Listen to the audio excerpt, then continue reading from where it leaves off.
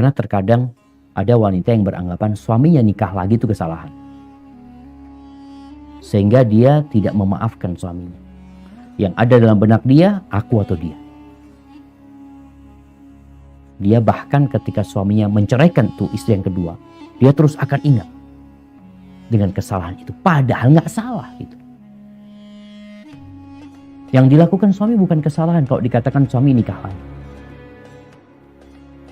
Dalam pandangan Allah Azza wa Jalla, Allah yang membolehkan. Fankihu ma taba lakum minan nisa matna wa thulatha wa ruba'. Silahkan kata Allah Azza wa Jalla. Dan kita tadi membaca bahwasanya rumah Nabi SAW ada 9. Adapun buat umatnya boleh 4. Tapi kalau ternyata kesalahan suami itu memang salah. Dia berzina. Dia selingkuh. Dia punya wanita simpanan. Dia nggak nikah sama perempuan itu. Dia kumpul kebo. Maka di sini benar yang dilakukan suami adalah kesalahan. Apa yang harus dilakukan istri ketika dia mengingat kesalahan terus kesalahan suaminya yang berzina ini? Yang pertama, engkau lihat apakah suamimu berubah dan bertobat kepada Allah Azza wa Jalla. Kalau ternyata dia bertobat dan berubah, ketahuilah ada orang-orang yang bertobat kepada Allah menjadi lebih baik daripada sebelum dia bertobat. Artinya sebelum dia berbuat dosa, sekarang kondisinya bisa jadi lebih baik daripada sebelum dia berbuat dosa. Bagaimana cerita wanita Al-Ghamidiyah di masa Nabi SAW yang berzina, hamil dari zina, sampai terakhir dia dirajam. Ketika Nabi mensolatin perempuan itu, Umar bin Khattab radhiyallahu ta'ala anha mengatakan, "Atusalli 'alaiha ya Rasulullah wa qad zana."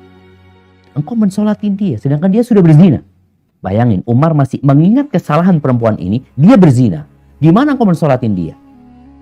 Umar lupa dengan taubat yang dilakukan perempuan ini. Maka Nabi mengingatkan kepada Umar bin Khattab radhiyallahu ta'ala anha, "Laqad tabat taubatan law qusimat ala 70 min ahli Madinah lawasi'atu." Umar, ini perempuan sudah taubat. Kalau taubatnya dia dibagikan kepada 70 penduduk Madinah yang melakukan dosa, itu 70 orang semuanya diampuni dosa. Bayangkan. Taubatnya cukup untuk mengampuni dosa 70 orang.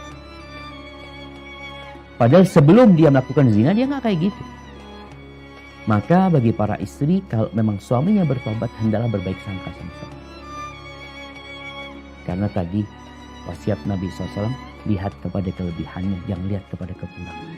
Namun perempuan ini punya sifat mengingat kesalahan. Sampai kata Nabi SAW, kalau suamimu berbuat baik kepadamu 1 tahun, lalu engkau melihat kesalahan, tuh perempuan akan mengatakan, aku gak pernah melihat kebaikanmu sedikit. Padahal gara-gara 1 kesalahan. Maka nasihat anak, lihatlah kepada kelebihan suami. Kemudian kali kalau dia sudah bertobat. Soalnya kalau tidak, engkau tidak akan bisa melanjutkan perjalanan hidup ini dengan baik. Engkau akan selalu mengingat, mungkin juga akan membuatmu tidak melayani suami dengan baik. Padahal kita tahu, orang yang bertobat itu Allah membersihkan.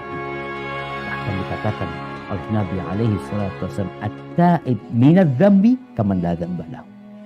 Orang yang bertobat dari perbuatan dosa itu seperti orang yang gak punya dosa. Kalau memang suamimu bertobat. Tapi kalau gak bertobat suamimu, maka kenapa mempertahankan rumah tangga yang seperti itu?